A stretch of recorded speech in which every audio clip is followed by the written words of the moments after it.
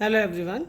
YouTube channel Rajni Agarwal में मैं आप सभी का स्वागत करती हूं। आज आपके सामने उपस्थित हूं अपनी नई प्रस्तुति लेकर, जो कि है महावीर प्रसाद द्विवेदी द्वारा रचित निबंध स्त्री शिक्षा के विरोधी कुतर्कों का खंडन।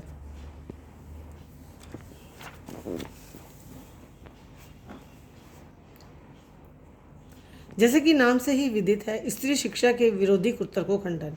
द्विवेदी जी ने स्त्री शिक्षा के जितने भी विरोधी तर्क दिए गए हैं उन सभी को मानने से इनकार किया है और उसके लिए अपने तर्क प्रस्तुत किए हैं। लेखक जो है इस निबंध में लोगों के अंदर चेतना जागृत करना चाहते हैं, जो ये मानते हैं कि स्त्री शिक्षा जो है व्यर्थ है। साथ ही इस निबंध की एक विशेषता यह भी है कि वो कहते हैं कि परंपरा का जो हिस्सा गल सड़ चुका है उसे बेकार समझकर छोड़ देना चाहिए, परंतु द्विवेदी जी कहते हैं ऐसा कहना हमारा गलत है।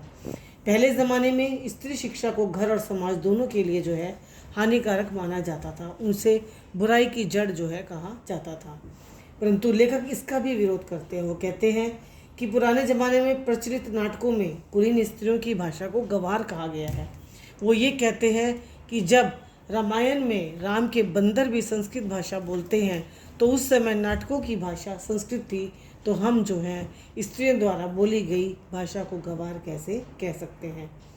कालिदास और भवभूति के समय तो आम लोगों की भाषा संस्कृत थी, और उसके बाद आम बोलचाल की भाषा कौन सी आई? प्रकृत, जिसमें बौद्ध धर्म और जैन धर्म के ग्रंथ कई लिखे गए हैं। यहाँ तक कि बौद्ध धर्म का सबसे बड़ा ग्रंथ त्रिपिटक भी जो है प्रकृत भाषा में ही लिखा गया है। लेखक कहते हैं जिस तरह हम बंगला, मराठी, हिंदी बोल पढ़ लिख कर स्वयं को क्या कहते हैं? विद्वान, उसी तरह उस समय की पाली, मगधी, महाराष्ट्री आदि भाषाओं को बोलने वाला व्यक्ति सभ्य और शिक्षित ही होना चाहिए। उस समय के आचार्य जो हैं वो ये मानते हैं कि नाटक संबंधी नियम जो हैं उस समय पढ़े लिखे होने का ज्ञान नहीं हो सकता उनसे, और उस समय आम बोलचाल की भाषा कौन सी थी? संस्कृत। तो उन पात्रों के जो नाटक में संस्कृत, स्त्रियां और जो अन्य प्रकृत भाषा का प्रयोग करवाया जाता था, तो उन्हें हम अपढ़ और गंवार कैसे कह सकते हैं? उस समय स्त्रियों के लिए ना तो विद्यालय थे और ना ही कोई इनका स्पष्ट प्रमाण मिलता है, तो इसलिए हम स्त्रियों को जो है अपढ़ और असभ्य नहीं मान सकते। इसीलिए उन्हें अपढ़ गंवारों की भाषा कहना जो है बेकार है, गलत है। लेखक आगे ये कहते हैं कि हिंदू लोग वेदों की रचना ईश्वर की रचना मानते हैं। वो कहते हैं कि जो ईश्वर ने मंत्रों की रचना किससे करवाई है? स्त्रियों से करवाई है, और स्त्रियां जो हैं वेद मंत्र जो हैं वो रचती हैं, गाती हैं, बोलती हैं, सब कुछ करती हैं। बड़े बड़े पुरुषों से शास्त्र भी स्त्रियों ने ही किया है, और स्त्रियों ने स्त्रियों को उन्हें पढ़ने लिखने से कैसे रोका जा सकता है? ये मेरी बात समझ में नहीं आती। अत्रि की पत्नी, मंडन मिश्र की पत्नी, गार्गी आदि जैसी विदुषी नारियों ने उस समय पांडित्य से अपने बड़े बड़े आचार्यों को मात दी थी, और कहते हैं कि इसका परिणाम उन स्त्रियों को भुगतना पड़ा था। कई कहानियाँ कही गई थी उनके लिए। क्यों? क्योंकि इससे क्या होता था? पुरुष के अहंकार को चोट जो है पहुँचती थी, और जब पुरुष के अहंकार को चोट पहुँचती है तो वो स्त्री की बढ़ती हुई मशहूरी को किस तरह से देख सकता है। जब हम लोगों के स्वार्थ की बात करते हैं, पूरे रीति रिवाजों को तोड़ने की बात कहते हैं, तो हम ये क्यों नहीं मान लेते कि स्त्री को भी शिक्षा की ही उतनी ज़्यादा ज़रूरत है जितने की इंसान को है।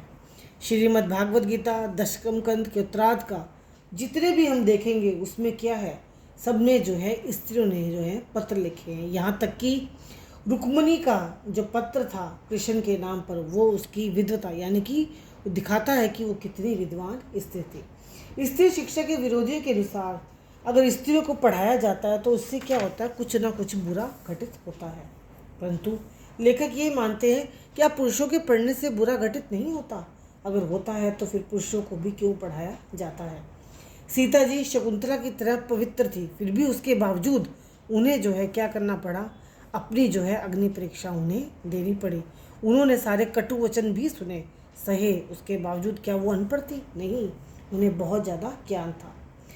लेखक आगे मानते हैं कि पढ़ने लिखने से समाज में कोई भी अनर्थ नहीं होता। अगर अनर्थ होता है तो पुरुषों को भी पढ़ने का अधिकार नहीं देना चाहिए। शिक्षा शब्द का अर्थ क्या है? बहुत विस्तृत है। तो वो कहते हैं जितने ही वर्तमान शिक्षा प्रणाली में लड़कों को पढ़ने दिया जाता है उतना ही लड़कियों को भी पढ़ने का अधिकार होना चाहिए। और इसके लिए ये देखना है हमें कि स्कूल कॉलेज अगर लड़कियों के लिए बंद होते हैं तो लड़कों के लिए भी बंद किए जाने चाहिए। परंतु इसके लिए एक तरीका यही है कि ऐसे मापदंड बनाए जाएं कि स्त्रियों को क्या पढ़ाना चाहिए, कैसी शिक्षा देनी चाहिए और कहाँ देनी चाहिए।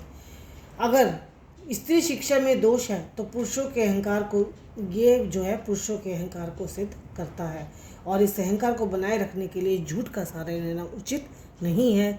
इसीलिए अगर स्त्री शिक्षित है तो उसके आगे के दोनों घर परिवार वो शिक्षित होते हैं और मैं इनके खिलाफ बोले गए हर तर्क को मानने से इनकार करता हूँ। तो बच्चों, ये था महावीर प्रसाद द्विवेदी द्वारा रचित निबंध स्त्री शिक्षा के विरोधी कुतर्कों का खंडन।